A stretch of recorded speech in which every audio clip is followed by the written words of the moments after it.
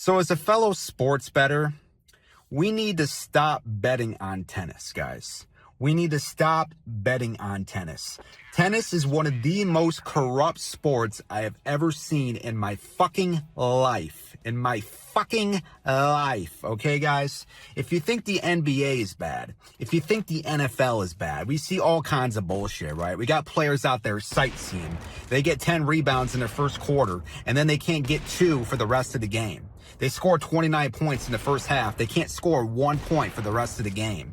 Or they get benched for God knows what reason. Or they're just following. They're out there slap boxing, right? We see all kinds of bullshit. Or the NBA, the NFL pulls back stats 15, 20 minutes after the play has already passed by. They're changing stats. Oh, this guy didn't get a 3. Somebody else got a 3. Or that wasn't a 3. That was a 2. Or we're taking back this rebound. Or we're taking back 5 yards from this guy.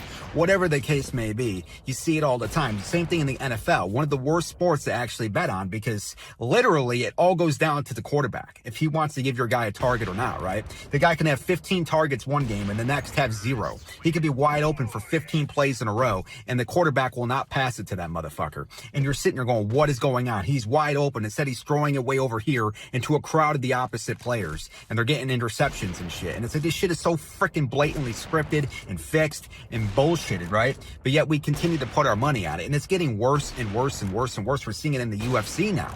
Fights are being thrown and scripted. I still think that Dustin Poirier versus Max fight that just happened not too long ago was fucking scripted as a motherfucker, right?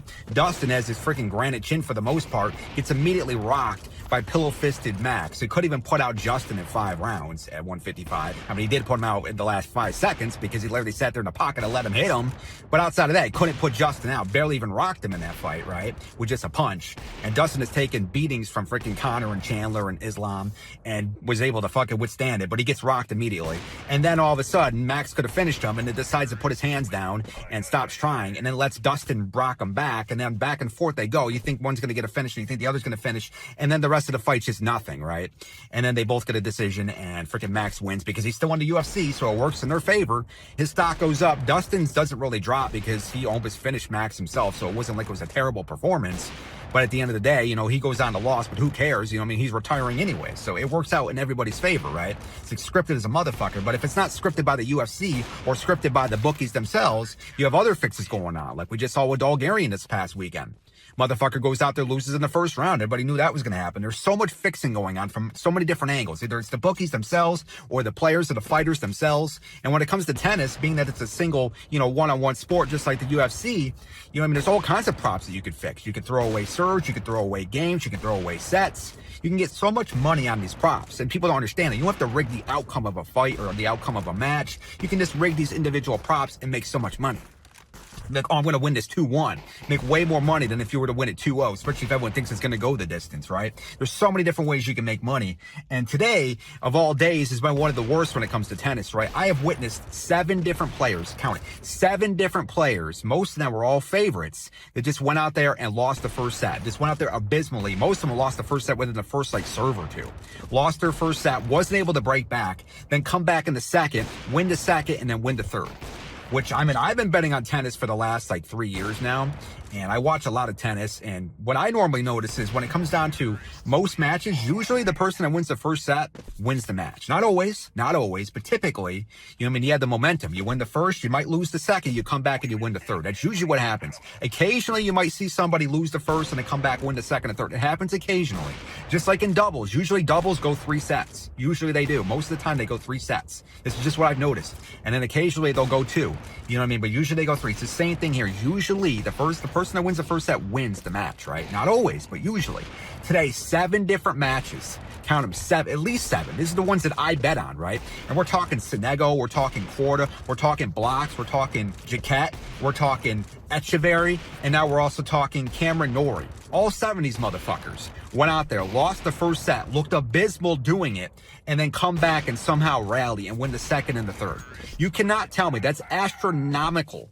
That just doesn't happen. The odds of that happening 7 times in one day, and I think they're all in the same event too, happening 7 times, where the person that lost the first set comes back and wins the second. That just doesn't happen, bro. It just doesn't happen. There's scripting going on here, right? And it screws people like me. For instance, I've been getting screwed left, right, and center. I mean, a lot of those plays went in my favor, but some other leg ended up screwing me, so I keep losing today. But this last one, Nori was looking terrible, and it got to the point where I just had to cash out because he was about to get broke in a second. I said, if he gets broke here at the end of the set, it's all over. So I cashed out like a dumbass, and then I put $100 on Kazakhs to win because he was looking like a much better player. Nori was out there freaking T-balling the ball out of bounds, hitting it like it was a baseball 2 times in a row. Like he was so tilted. And then he comes back and gets his point back, gets his serve, and then wins the set. And then goes out in the third, and immediately Kazakhs has been serving like a beast through the whole fucking match. All of a sudden, starts trying to serve underhand, and then loses a serve when he's down 30-40. It's like, what the fuck are we doing? This is an obvious throw. And then gets broken a second time, and then calls the freaking doctor over. It's like, why are you calling an MTO? Like, why are you doing this right now? You're trying to make it like there's an excuse why you're playing bad. But we all know you're throwing the match. Like, this shit is so fucking scripted, and it's pissing me off. So I lose my money, and I'm sitting here like, what the fuck just happened? Because I knew. That's why I put my money on Kazakhs. So I said, there's no fucking way this is going to happen 7 times. It's just astronomical odds for that to happen. And of course, it plays out that way. And everybody on Twitter is just fucking oblivious. Nobody knows what the fuck's going on, even though they're getting robbed blind, left, right, and center. They all think, oh, Kazakhs just, he gassed out. Okay, so all 7 players that were off a set today gassed out. This shit doesn't fucking happen, bro.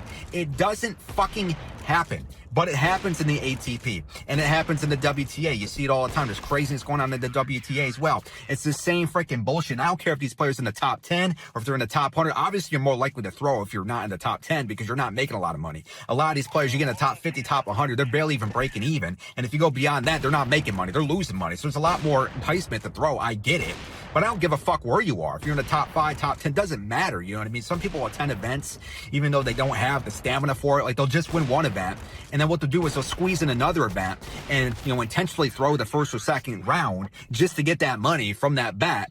And then they'll go on and focus on the main event that they cared about all along, right? And they'll take a break, and then they have extra cash. This is what I see happen all the time. Players will show up, they don't want to be there, and it's clear they don't want to be there, and then they get blasted out. It's like, well, they're only there to get that money because they probably bet against themselves. And it's so easy to do because you can have anybody, any family members, any friends, anybody bet for you, and you could probably do it yourself. I'm sure they're not scrutinizing these people. I'm sure they had their own betting platforms on their phones and shit. Like, it's fucking ridiculous, right? And you're seeing it time and time again. It's just getting worse and worse and worse across the board. And I've been saying this for a while, even before this whole FBI investigation with the NBA, that there's going to be a massive lawsuit coming. And I'm telling you, dude, this shit is just brewing. It's brewing. This shit is about to get real bad out here in these streets because all these motherfuckers are scamming, bro. I mean, you see it. All these bookies right now, they're all partnered up with all these different leagues. It's a massive conflict of interest. I don't understand how this shit's legal in the first place, but there's so many different hands in the cookie dish. It's ridiculous. And there's so many people that are getting paid off, and the rest of us are just getting fucked, man. We're just getting fucked. And it's time that we open our eyes.